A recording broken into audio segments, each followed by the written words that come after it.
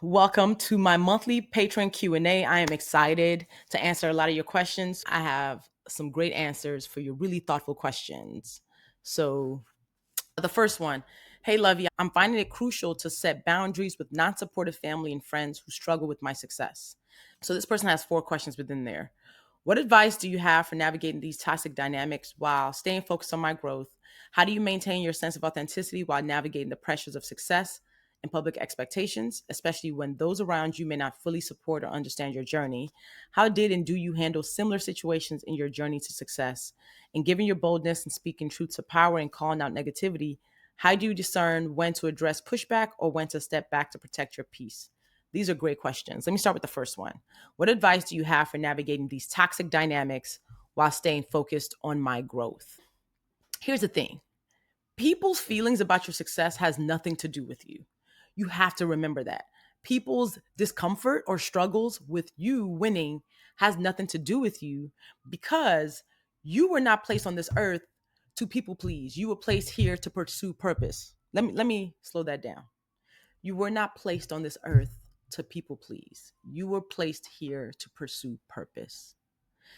What that means is oftentimes our purpose might offend people. It might make people feel some type of way.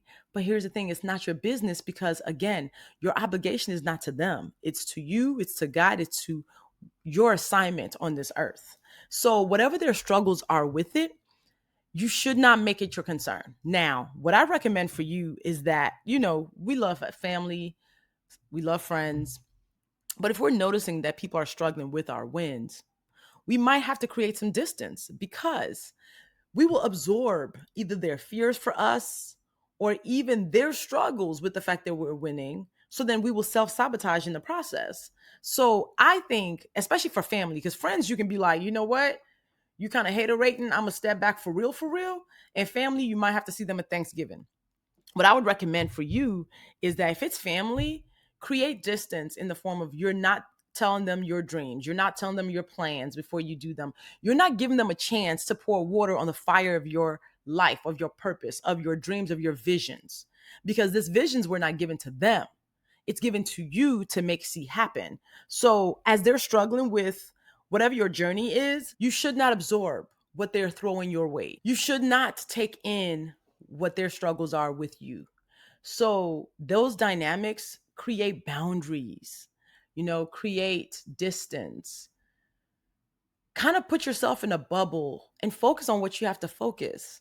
And hopefully they understand. And if they don't understand, after you verbalize, by the way, hey, I might be a little bit MIA this next few months. I really have to focus on the work I'm doing. If you need me, hit me up, but don't feel away, hopefully, about my distance right now because I just have to focus. Now, this is not saying they're not going to feel away still. They might. Again, do not take on their struggles for you because they ain't got nothing to do with you.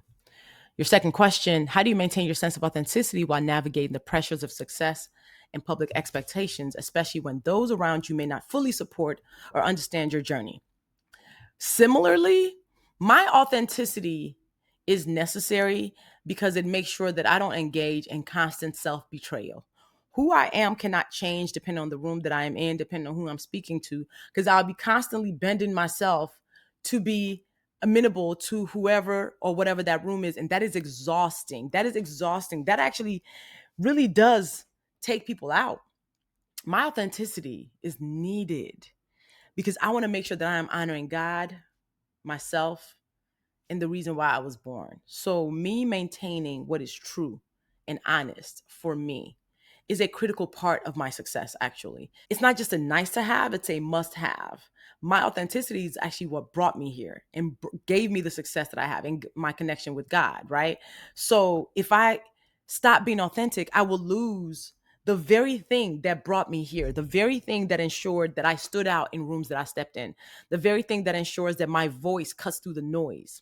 That authenticity is not just a nice to have, it is a requirement to my success. Again, you constantly bending yourself will cause you to betray yourself too often. And with self betrayal comes regret. I want to live a life of, oh, well, then what if? So, like, oh, well, I tried. I did my best. I was true to myself and God, and whatever happened, happened. Then, what if I'd actually honored myself? How could it have been different? So, that authenticity is also for me insurance. It keeps me grounded. It keeps me standing strong, even in the tough times. It keeps me rooted because I know that I stay true to me and God. So, again, the struggles that others might be having about your work, about your success, should not cause you to bend because ultimately those people are telling more about themselves than you. Jealousy, envy, whatever those things are called, we will deal with it, especially as we get more successful. But that is not saying that you need to change something or change yourself. So remember that. I've had friends who felt a way about my success, who pulled away from me because once I started being more successful than them, but again, I don't consider business success as end all be all. Once I started being more successful, they were uncomfortable with the fact that those dynamics shifted. They were comfortable with them feeling like I was less than them. And then once it kind of shifted in terms of our business success, they weren't comfortable with it. And you know what I had to do? I just had to take the data point and release them. I wish them well, but I also cannot be surrounded by people who are comfortable with me being small. I can't be surrounded by people who would rather see me not doing well because it makes them feel better. So, my whole thing is the people who are for me will continue in my journey as I win. Why? Because I'm also rooting for them to win.